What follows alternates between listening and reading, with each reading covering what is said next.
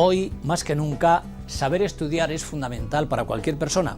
La complejidad de la sociedad en que vivimos y los rápidos cambios que se producen en ella determinan que cada día más sean necesarias estrategias que permitan y faciliten la adaptación y la consecución de diferentes metas.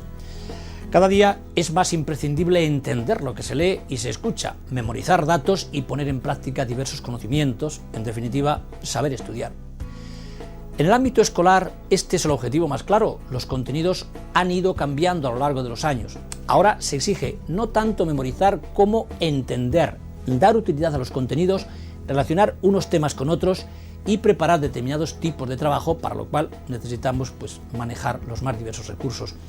Saber estudiar se convierte así en algo fundamental y para lograrlo es necesario utilizar una serie de técnicas que permitan aprender mucho en menos tiempo y de una manera más fácil y provechosa.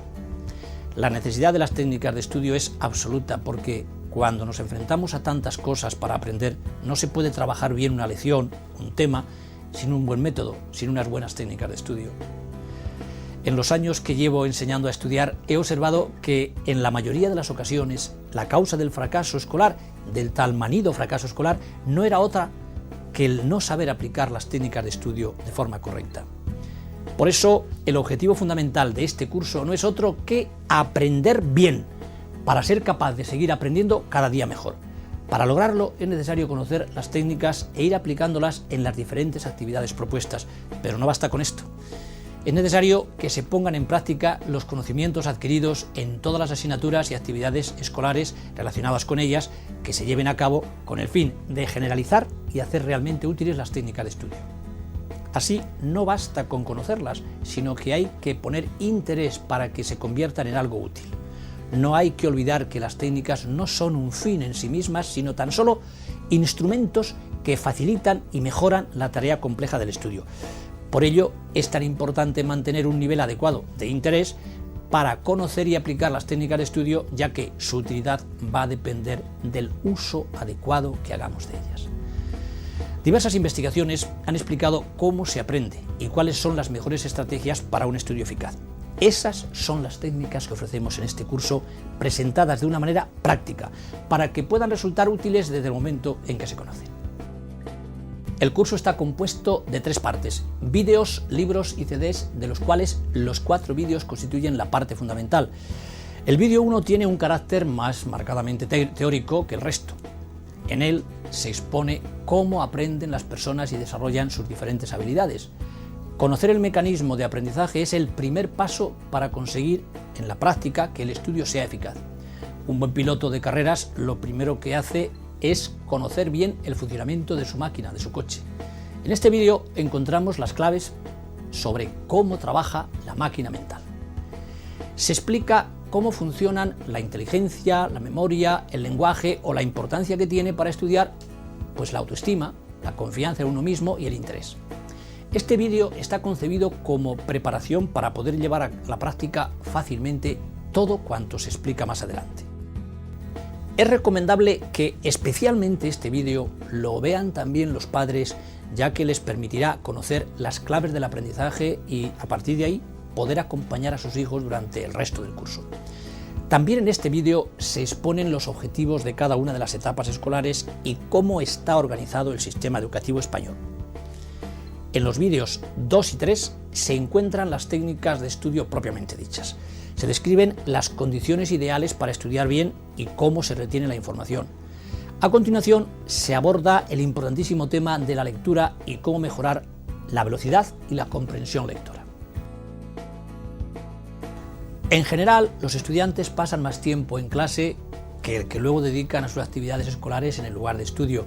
A veces caemos en el error de pensar que el aprendizaje solo se produce en casa, cuando estamos totalmente concentrados en el estudio, pero nada más lejos de la realidad. También en clase se aprende y se deben aplicar las técnicas adecuadas para aprovechar el tiempo y las actividades que se organizan en el aula. De estas técnicas nos vamos a ocupar en la parte central del curso.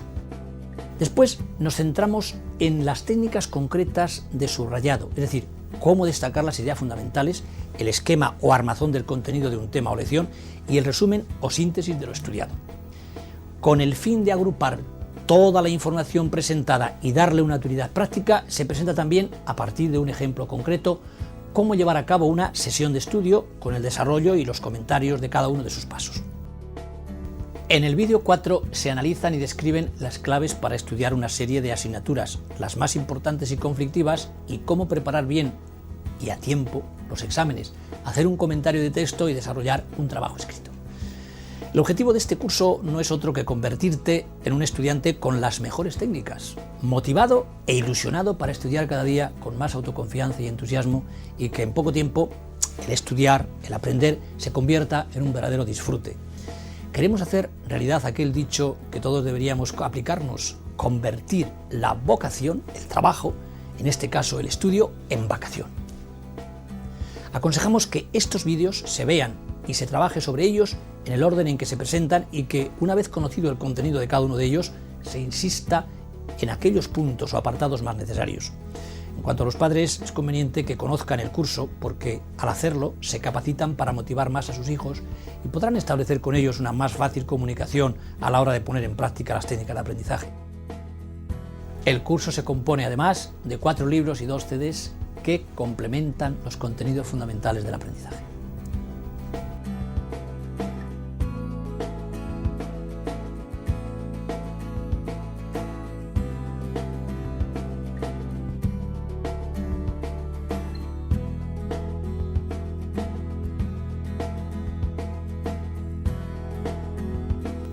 Las distintas ciencias que se han ocupado del aprendizaje nos permiten conocer las leyes por las que éste se rige y utilizarlas en el desarrollo de las potencialidades de las personas.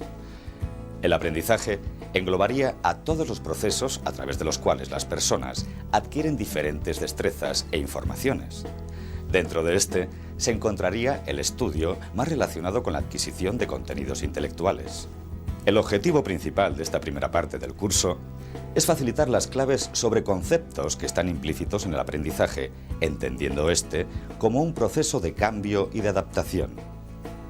El conocimiento de estos aspectos y de las características generales de los sistemas educativos conlleva reconocer la importancia de utilizar técnicas concretas para optimizar los resultados de cualquier actividad relacionada con el estudio que se lleva a cabo. En este primer vídeo se tratan diversos aspectos relacionados con el aprendizaje, como cuáles son sus características y cómo se realiza el proceso de aprendizaje según las distintas teorías que lo han estudiado. Además, se analizan las funciones del cerebro, ya que es el principal órgano responsable del aprendizaje. En él se desarrollan la inteligencia, la autoestima, el lenguaje, el movimiento, la memoria y la atención, temas que trataremos tanto desde un punto de vista conceptual como evolutivo. El aprendizaje no solo puede ser entendido como desarrollo personal, sino como un concepto más amplio, relacionado sobre todo con la escuela. Por eso, en la última parte, se mencionan las características esenciales de los sistemas educativos, enumerando los objetivos de cada una de las etapas escolares y mostrando la necesidad de utilizar estrategias concretas para lograrlos.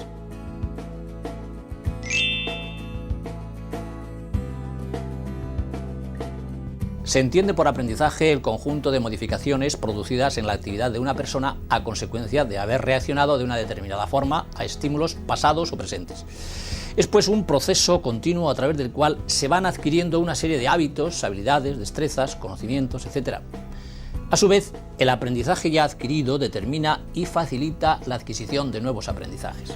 Las 3 características fundamentales del aprendizaje son su singularidad, la modificación que supone en el comportamiento y cómo propicia la interacción del sujeto con el medio. Veamos por separado cada uno de estos aspectos. El aprendizaje es singular porque exige un esfuerzo personal que nadie puede hacer por otro. Cada individuo aprende a un ritmo determinado, según unos criterios, de una forma particular según sus motivaciones e intereses. El auténtico aprendizaje pasa necesariamente por la individualización. El aprendizaje modifica el comportamiento porque cada nueva situación que se ha de afrontar, cada problema que hay que resolver, supone vencer un obstáculo y alcanzar una nueva meta o logro. El cambio de conducta, aunque implica a toda la persona, puede afectar de manera más específica a un área determinada, ya sea de tipo psicomotor, aprender a subir escaleras, de tipo cognoscitivo, aprender a leer, o de tipo afectivo, relaciones con los demás. Y como tercera característica, el aprendizaje facilita la interacción del sujeto y su entorno, ya que este es el que le proporciona las experiencias necesarias para iniciar el cambio, alcanzar objetivos, etc. Un niño que carece de la estimulación adecuada difícilmente podrá desarrollar las diferentes habilidades para las que está preparado. Por otra parte, adquirir ciertos conocimientos y conductas permite que el niño pueda actuar sobre el medio que le rodea.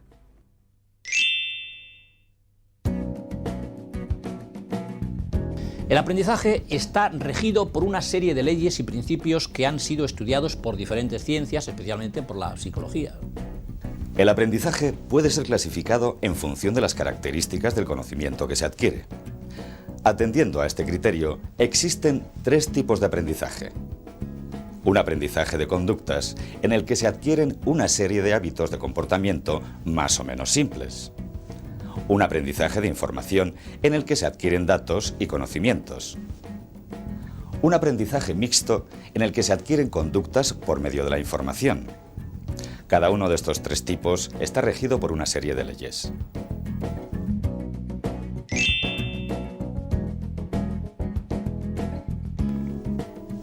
El aprendizaje de conductas ha sido desarrollado por los psicólogos conductistas que estudian la asociación que existe entre estímulos y respuestas. Por ejemplo, en una conducta sencilla como cruzar una calle cuando el semáforo está verde, la luz del semáforo sería el estímulo y cruzar la calle la respuesta ante este estímulo. Dentro del aprendizaje de conductas se encuentra el condicionamiento clásico y el condicionamiento operante. El condicionamiento clásico explica cómo varios estímulos se asocian y provocan la misma respuesta. Así, en animales, se vio que cuando se les presentaba un plato de comida, empezaban a salivar. Después, simultáneamente a la presentación de la comida, se hacía sonar una campana. Los animales aprendieron la asociación entre comida y campana, de modo que bastaba con que escucharan el sonido, aunque no se presentara la comida, para que empezaran a salivar. Muchas de nuestras conductas más simples se aprenden de esta manera. El condicionamiento operante explica cómo un estímulo puede provocar una determinada respuesta en función de las consecuencias que ésta tenga. Así, por ejemplo, si la respuesta que se da va seguida de algo agradable, la probabilidad de que se actúe de esta forma aumentará, pero disminuirá si la consecuencia conlleva algo desagradable para el sujeto.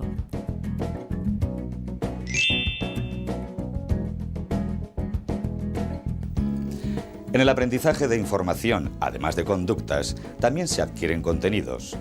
En este tipo de aprendizaje se incluye la adquisición de datos y de conocimientos. El aprendizaje de datos se realiza en lo que es conocido como memoria pura. El aprendizaje de conocimientos se lleva a cabo en la memoria semántica, un tipo de memoria que se caracteriza por estar muy organizada. Por eso, en la práctica, el material a aprender debe estar estructurado de una manera lógica, de modo que pueda tener cabida en esta memoria. Además, hay que tener en cuenta la información que ya se posee con el fin de establecer conexiones y conseguir que el aprendizaje sea el adecuado. De este modo, aprender de forma significativa un material implica que se incorpora una nueva información a la que ya se posee sobre el tema, adquiriendo los nuevos datos un significado comprensible y completando los conocimientos previos.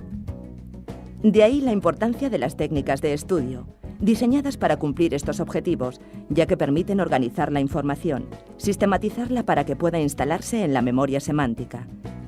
Las técnicas de estudio también proporcionan estrategias para retener la información y poder utilizarla en cualquier momento. Además de esto, las técnicas de estudio permiten desarrollar procesos de adquisición de conocimientos de tipo descriptivo, es decir, los que se refieren a hechos y conceptos, como son las fechas, los nombres, las fórmulas o los enunciados. Los conocimientos de procedimientos, es decir, los relacionados con el saber hacer, cómo resolver problemas o hacer un comentario de texto, y los conocimientos sobre valores y normas vinculados con la propia cultura y sociedad a la que se pertenece.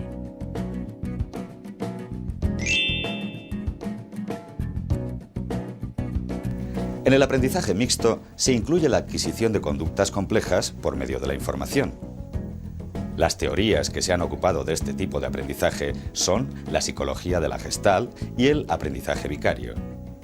La psicología de la Gestalt Se basa en el supuesto de que una persona posee una serie de capacidades perceptivas aparentemente innatas que le permiten utilizar y organizar los elementos que la rodean para solucionar un problema de manera satisfactoria. Así, por ejemplo, para coger algo que está en lo alto de un armario, una persona puede colocar, por ejemplo, una silla o una escalera. Es decir, utiliza los elementos que tiene disponibles en su entorno con el fin de conseguir coger lo que desea. Los psicólogos de la Gestalt mantienen que se ha llegado a esta solución de una manera mecánica. El aprendizaje por imitación expone un tipo de aprendizaje basado en la observación de modelos. También se aprende viendo cómo actúan los demás. El por qué se aprende más de unos que de otros está determinado por las características de la persona y modelo implicados. Cuanto más atractivo sea el modelo, más probable es que la persona lo imite y aprenda de él.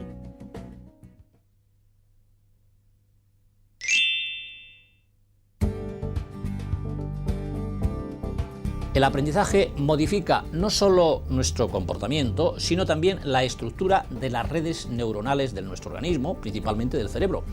Es en este órgano donde se encuentran instaladas las funciones de memoria, atención, lenguaje, pensamiento, etc. El cerebro es un órgano del sistema nervioso central y su función principal es la de controlar y coordinar la actividad y las funciones corporales del ser humano, interviniendo en todos los procesos conscientes. Está formado el cerebro por dos hemisferios que están conectados entre sí por una franja de tejido llamada cuerpo calloso, que está formado por unos 200 millones de fibras nerviosas y cuya función es pasar los millones de mensajes que recibe de un lado a otro del cerebro. Ya en el siglo XIX se detectó que las distintas partes del cerebro cumplían funciones diferentes. Pierre-Paul Broca, por ejemplo, descubrió en 1860 que las actividades del habla suelen ser controladas por el lado izquierdo del cerebro. Pero no fue hasta el siglo XX cuando quedaron claramente definidas las funciones de cada hemisferio. El hemisferio izquierdo se ocupa principalmente del lenguaje y de las tareas relacionadas con la lógica y el análisis. También se ocupa del paso del tiempo y funciona de una forma racional y lineal. Trabaja con datos y es capaz de dominar las emociones. Las actividades relacionadas con este hemisferio son el lenguaje y la escritura, las matemáticas, la lógica y las ciencias en general. El hemisferio derecho es no verbal y no racional. Se ocupa de lo visual y de las intuiciones, de crear ideas nuevas a partir de experiencias instintivas, emocionales. Trabaja con imágenes y está más capacitado para expresar emociones. Las actividades relacionadas con este hemisferio son la danza, la escultura, el diseño gráfico, etc. Se puede concebir el cerebro como un órgano doble con funciones diferentes pero estrechamente interrelacionadas. Las actividades del hemisferio izquierdo no son más útiles ni mejores que las del hemisferio derecho, ni viceversa. Lo ideal es desarrollar todo el potencial del cerebro considerándolo como un órgano completo. En él tiene lugar el desarrollo de la inteligencia, la autoestima, el lenguaje, el movimiento, la memoria o el interés, habilidades que son esenciales para que tenga lugar el aprendizaje.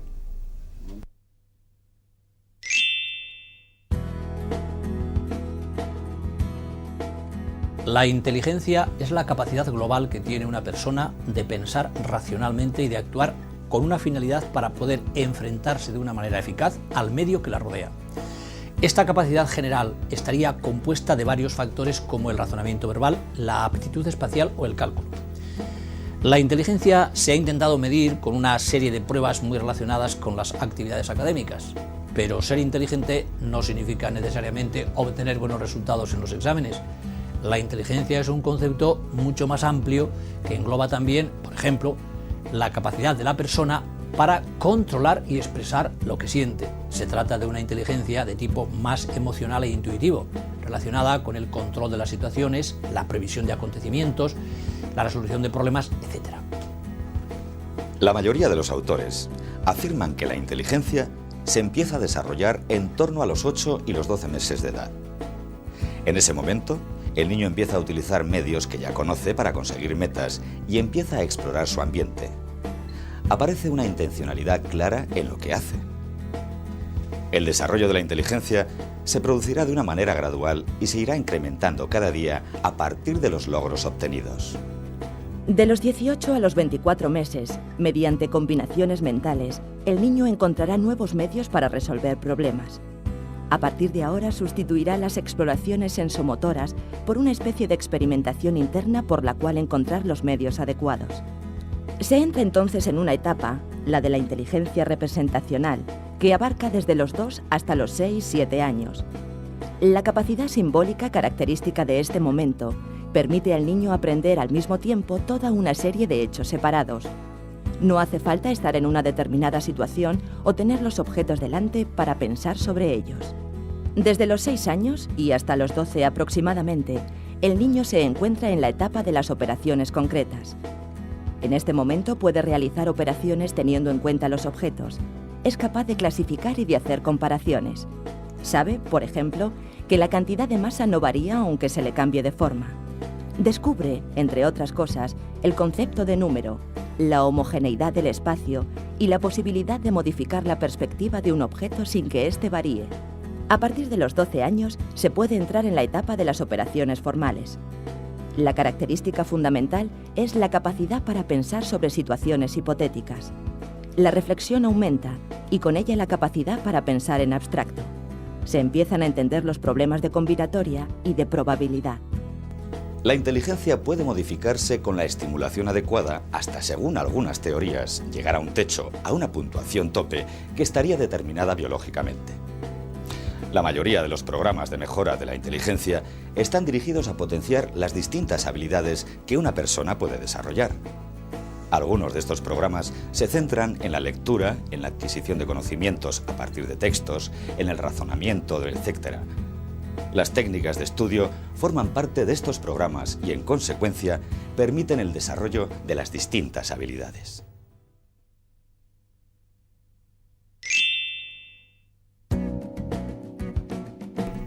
La autoestima es el concepto que una persona tiene sobre su propia valía. Esta idea sobre uno mismo se ha ido formando a partir de los pensamientos, sentimientos y experiencias vividas. Así, una persona puede sentirse más o menos inteligente en función de los resultados académicos obtenidos o más o menos simpática, atendiendo al número de amigos que tiene. Las características de las situaciones determinan en parte la autoestima de un individuo. Por otro lado, también es determinante la interpretación que la persona hace de lo que le sucede. Así, pensar que la mayoría de las situaciones adversas están causadas únicamente por características personales, eso es menos positivo y realista que pensar en la existencia de otras causas. Las personas con un nivel de autoestima óptimo se sienten bien consigo mismas y son capaces de enfrentarse a los diferentes retos con más posibilidades de éxito que aquellas otras que confían poco en sus capacidades. La autoestima se convierte en una variable fundamental en el desarrollo de una persona. Desde los primeros años de vida, padres y educadores deben esforzarse en facilitar situaciones en las que el niño pueda sentirse querido, aceptado y valorado. La confianza que adquiera le permitirá adaptarse a cualquier nueva situación que se le plantee. Cuando se quiere mejorar la autoestima personal o de otros, el cambio debe dirigirse hacia dos objetivos. Proporcionar a la persona situaciones en las que pueda manifestar sus diferentes habilidades y ser recompensada por ello. Facilitar estrategias que permitan a la persona interpretar de forma adecuada lo que le sucede. El ambiente familiar y el escolar son determinantes en la formación de una autoestima positiva, es decir, aquella que permite a la persona desarrollar un nivel adecuado de confianza y de seguridad en sí misma. Un niño con un concepto negativo de sí mismo tendrá más dificultades para integrarse en las actividades propuestas en clase, estará menos capacitado para el aprendizaje y obtendrá peores resultados que otro con un concepto positivo, lo cual reforzará aún más su idea de que es una persona con poca valía. Es conveniente señalar que, aunque existe un valor único para la autoestima, los estudios recogen una serie de factores dentro de esta. Una persona puede tener una imagen negativa de sí misma al valorar sus relaciones con los demás, pero no a la hora de evaluar su inteligencia. Estas variables permiten compensar los diferentes niveles de autoestima y proporcionan cierta seguridad. El problema surge cuando en ninguna de estas variables existe un nivel adecuado. Por eso es necesario que la persona descubra, y el entorno facilite, situaciones en las que pueda manifestar alguna de sus habilidades. El ambiente escolar es uno de los más apropiados para detectar deficiencias y compensarlas, y por eso deberá esforzarse por proporcionar a los alumnos experiencias de éxito con las que poder desarrollar su autoestima.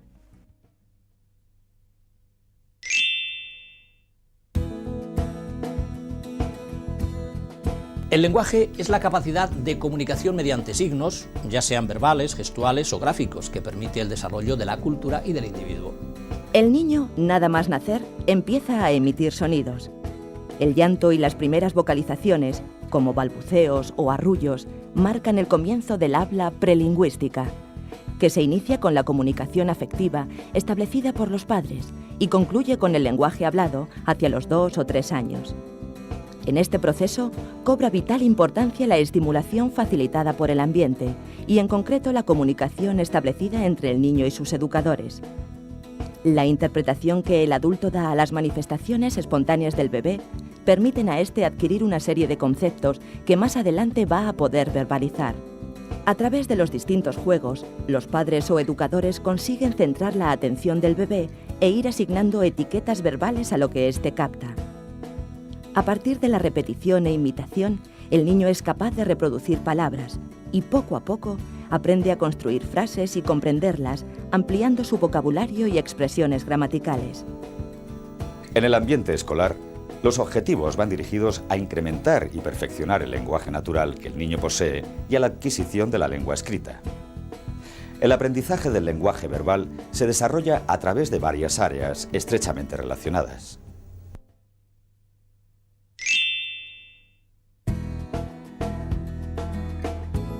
La memoria es el proceso mediante el cual se almacena la información y una parte fundamental del aprendizaje que abarca los procesos de fijación, retención, reconocimiento y recuerdo. Como si se tratara de una cinta magnetofónica, la memoria graba todos los sucesos que acontecen en la vida de un sujeto. Con la misma rapidez que hace esto, puede borrar la información si no se le ha prestado la suficiente atención. Es decir, si no se ha dado la orden de retenerla durante más tiempo.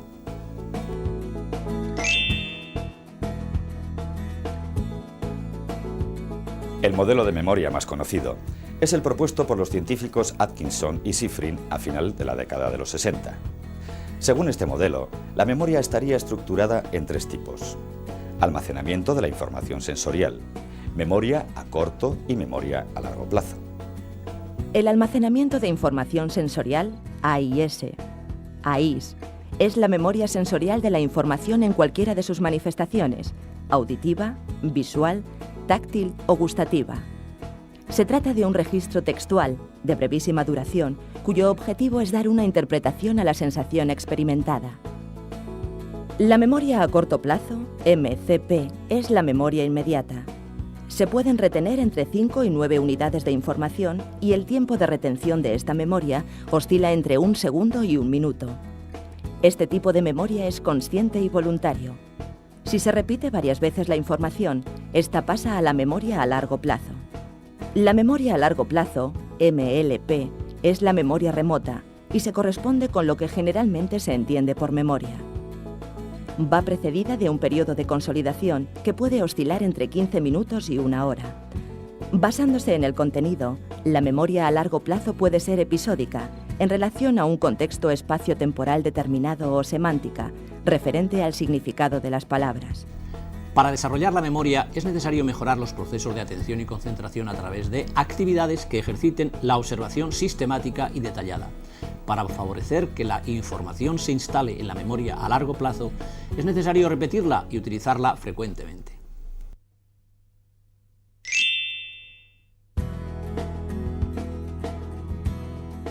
La atención es un proceso perceptivo de selección. Ante una información determinada, la atención se centra en unos aspectos, dejando en un segundo plano los demás.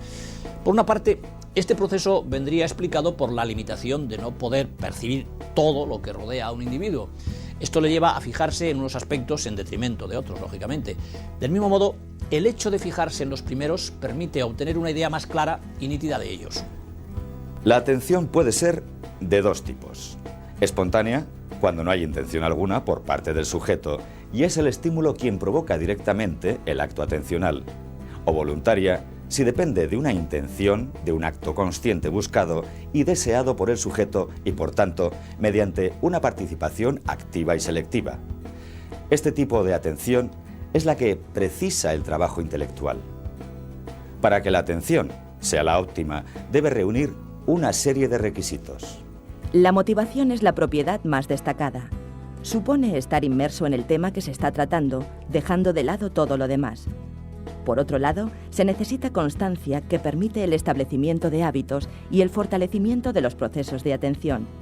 Solo a partir de la experiencia, el sujeto puede aprender a prestar atención a aquello que considera oportuno en cada momento.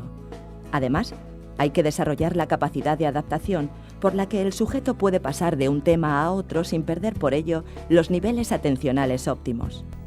La falta de motivación hacia un determinado tema interfiere de manera negativa en la atención.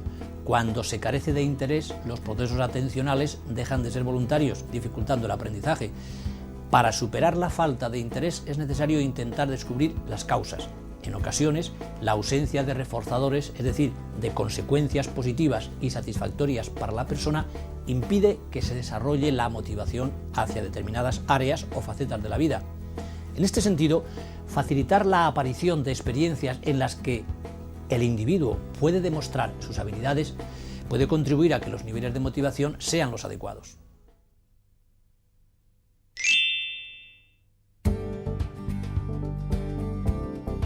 Durante los primeros años de vida de una persona, la familia es la principal encargada de facilitar los procesos de aprendizaje. Más tarde, comparte esta función con otra institución que es la escuela. Las ventajas de la escolaridad en el desarrollo de habilidades cognitivas, motoras y sociales ha sido demostrada por muchos estudios. Por eso, la sociedad y especialmente los organismos responsables de la educación se interesan en la escuela y diseñan programas destinados a mejorar su funcionamiento. Con el fin de garantizar que las titulaciones académicas cumplan unos requisitos mínimos preestablecidos, la formación de los alumnos debe tener un contenido común. La organización de estos objetivos y de los distintos medios disponibles para lograrlos se conoce como sistema educativo.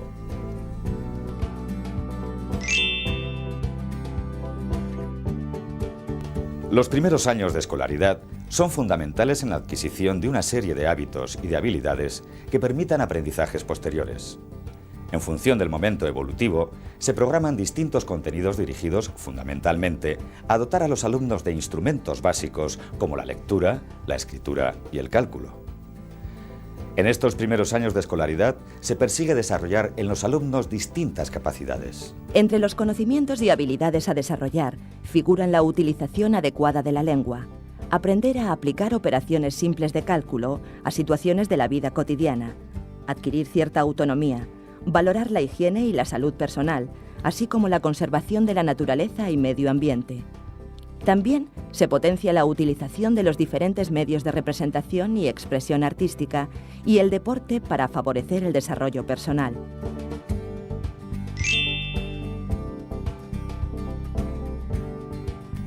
Las técnicas de estudio imprescindibles en esta etapa son las que permiten el desarrollo de las destrezas instrumentales básicas, es decir, lectura, escritura y cálculo.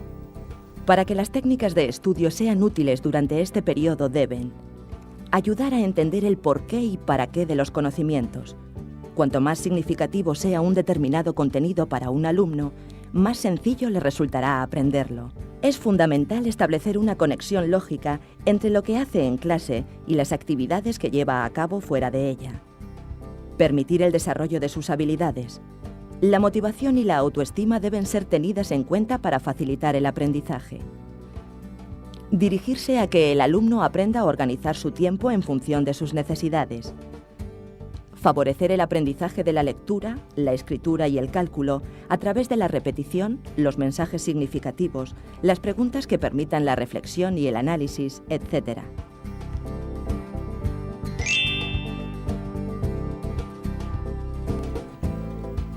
Superados estos primeros años de escolaridad, entramos en una segunda etapa de aprendizaje, en la que los contenidos pasan a ser más específicos.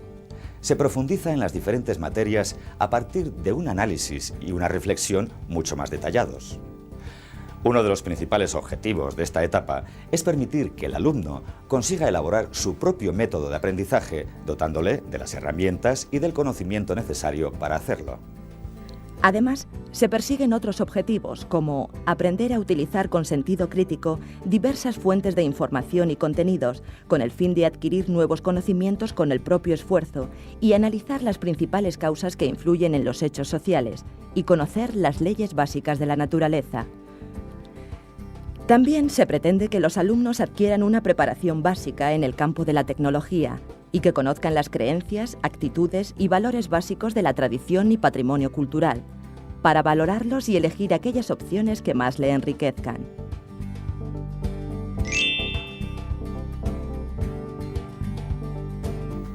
En este periodo, las técnicas de estudio permiten un análisis más detallado de las distintas asignaturas, incluido el conocimiento de los conceptos clave, su desarrollo, su utilidad práctica y la relación que guarda con otros contenidos. Además, las técnicas de estudio ayudan a organizar el tiempo de manera adecuada, a usar de forma adecuada los recursos disponibles, por ejemplo, las obras de referencia, a desarrollar habilidades anteriormente adquiridas como la lectura, la redacción o el cálculo y a aprovechar el tiempo de clase a través de técnicas concretas como tomar apuntes, preparar una exposición oral o aprender a hacer exámenes.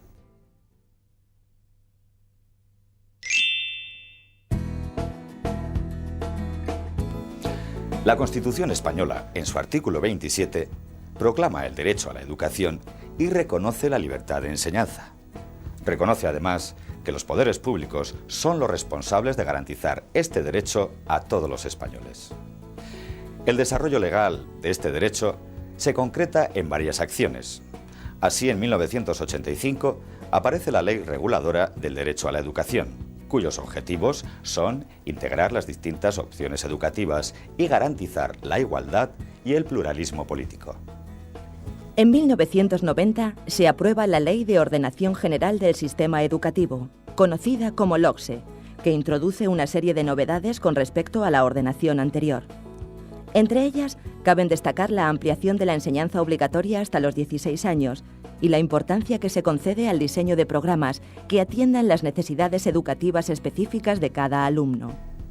La LOGSE es la Ley de Ordenación General del Sistema Educativo Español y establece diferentes etapas: la educación infantil, enseñanza para los niños de entre 3 y 6 años con carácter no obligatorio, la educación primaria, que consta de 6 cursos para niños de entre 6 y 12 años, la educación secundaria con 2 niveles de 2 cursos cada uno y que se finaliza en torno a los 16 años. Las opciones para seguir estudiando después de la educación secundaria son el bachillerato, la formación profesional de grado medio y los programas de garantía social. El acceso a la universidad se puede conseguir después de haber finalizado los cursos de bachillerato, la formación profesional de grado superior y las pruebas de selección determinadas.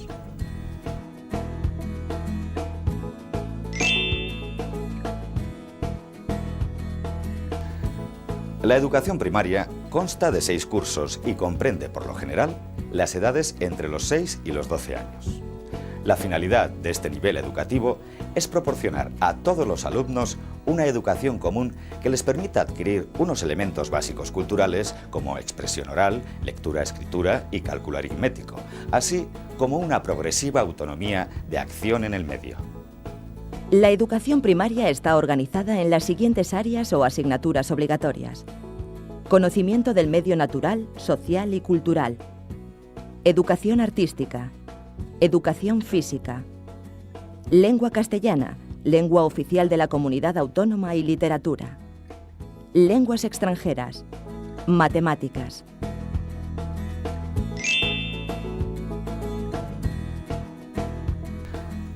La educación secundaria obligatoria, ESO, tiene como finalidad transmitir a todos los alumnos los elementos básicos de la cultura, formarles para asumir sus deberes y ejercer sus derechos y capacitarles para la vida activa o para el acceso a otros niveles de enseñanza como la formación profesional específica o bachillerato. La ESO consta de 4 cursos organizados en 2 ciclos de 2 cursos cada uno y comprende, por lo general, la etapa entre los 12 y los 16 años.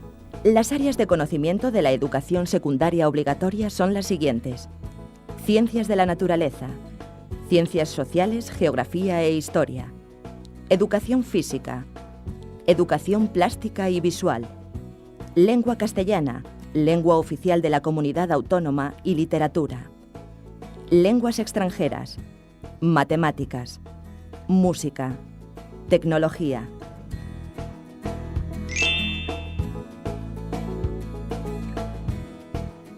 El bachillerato consta de 2 cursos, en los que el estudiante fortalecerá su capacidad para aprender por sí mismo, trabajar en equipo y aplicar métodos de investigación relacionando teoría con práctica. El alumno de bachillerato tendrá que elegir entre varias modalidades de acuerdo a sus preferencias, aptitudes, elecciones anteriores y, sobre todo, en función de los estudios que quiera realizar en el futuro. Por eso es tan importante que desde que el estudiante comienza los ciclos de educación secundaria obligatoria, especialmente el segundo ciclo, reciba una información de las distintas áreas para que pueda ir decidiendo en función de todas las variables. Al finalizar el primer curso de bachillerato, el alumno puede cambiar la modalidad elegida por otra diferente, para lo cual tendrá que cursar las materias optativas de la nueva modalidad. Con el bachillerato, el alumno está capacitado para acceder a estudios universitarios o a la formación profesional de grado superior.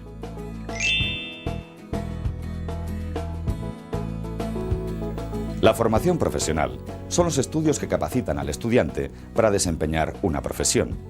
Se divide en 2 grandes bloques, el grado medio y el grado superior. Existen diferentes ramas y especialidades entre las que el estudiante puede elegir atendiendo a sus intereses y aptitudes. Tanto el bachillerato como la formación profesional son opciones educativas interesantes. Ninguna es mejor que la otra. Lo importante es que el estudiante esté motivado para llevar a cabo lo que se ha propuesto y todo su esfuerzo pues vaya destinado a esa meta que él mismo se ha planteado. En estos niveles, las técnicas de estudio siguen cumpliendo su función como instrumentos de mejora en las habilidades de aprendizaje. Las técnicas de estudio en esta etapa permiten que el alumno aprenda por sí mismo, le enseñan a trabajar en equipo, a aplicar métodos propios de investigación y a establecer una relación adecuada entre teoría y práctica. El acceso a la universidad para mayores de 25 años o a los ciclos de formación profesional de cualquier grado son algunas de las opciones que se pueden tener en cuenta para seguir ampliando conocimientos. Tras conocer los procesos básicos del aprendizaje y cómo se desarrollan algunas de las características individuales más importantes, hemos dado un paso esencial para poder entender el porqué de las técnicas de estudio. Estas nos van a ayudar a potenciar habilidades y a utilizar recursos con el fin de que el estudio sea una tarea eficaz.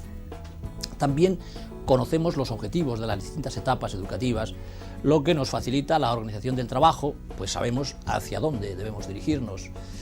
Con todo ello, nos adentramos en las técnicas de estudio propiamente dichas.